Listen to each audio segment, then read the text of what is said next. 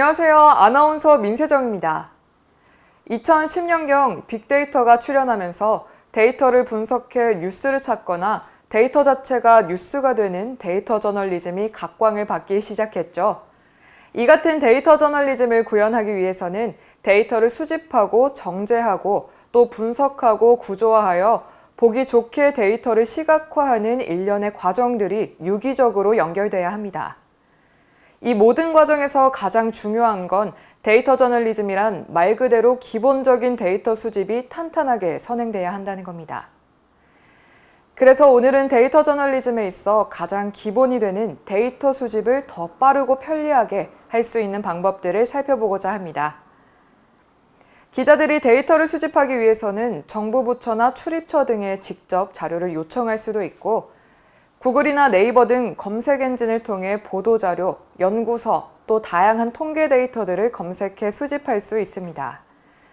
이때 원하는 데이터를 더 빠르게 찾기 위해 고급 검색어를 활용하면 시간이 훨씬 단축될 수 있습니다.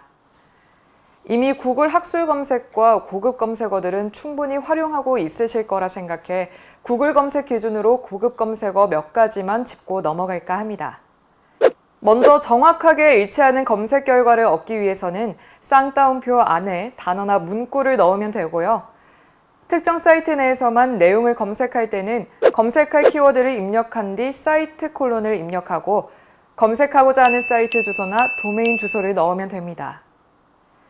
보도자료 등 관련 자료들을 검색할 때 가장 유용하게 쓸 수 있는 파일 타입 검색도 있습니다. 검색어 다음으로 파일 타입 콜론을 입력한 후 PDF나 PPT, XLS 등 파일 확장자를 추가 입력하면 해당 파일 유형만이 검색됩니다. 아쉽게도 구글은 HWP 한글 파일을 아직 지원하지 않고 있는데요.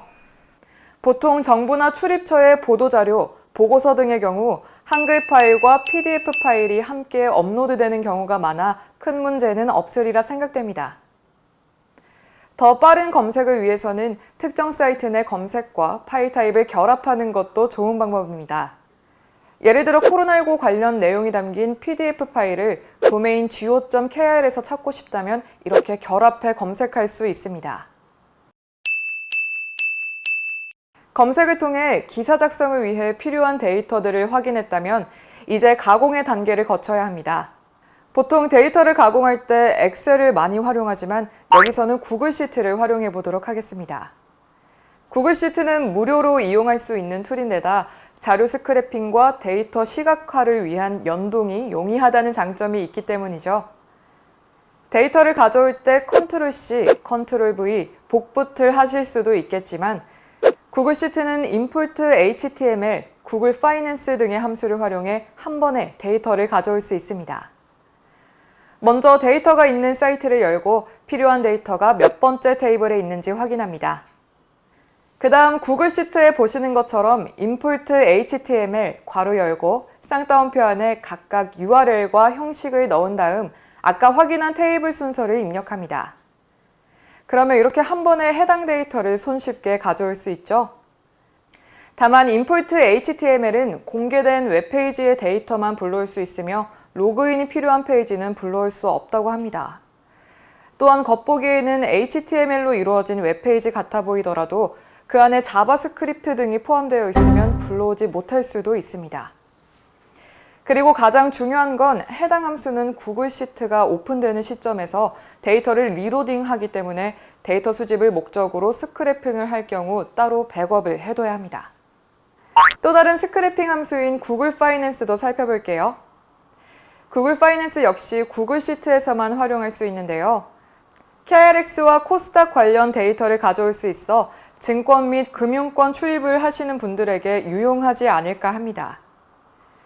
구글 파이낸스 역시 보시는 바와 같이 쌍따옴표 사이에 KRX 또는 코스닥 뒤에 세미콜론을 넣고 종목의 속성 그리고 수집하고자 하는 종목의 기간을 입력하면 됩니다. 대신 20분 정도의 시차가 있음을 염두에 두셔야 합니다. 대통령 신년사나 발언의 단어 사용 빈도수를 분석할 수 있는 T2봇도 기사 작성을 위한 데이터로 유용하게 사용할 수 있습니다. 올해 초 문재인 대통령의 신년사를 한번 넣어볼까요? 이렇게 내용을 입력하면 단어별 빈도수를 쭉 확인할 수 있습니다.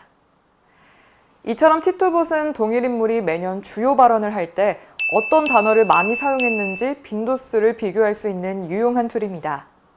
지금까지 데이터 저널리즘의 가장 기본이 되는 데이터 수집을 더 빠르고 편리하게 할 수 있는 방법들을 살펴봤는데 유용하셨나요?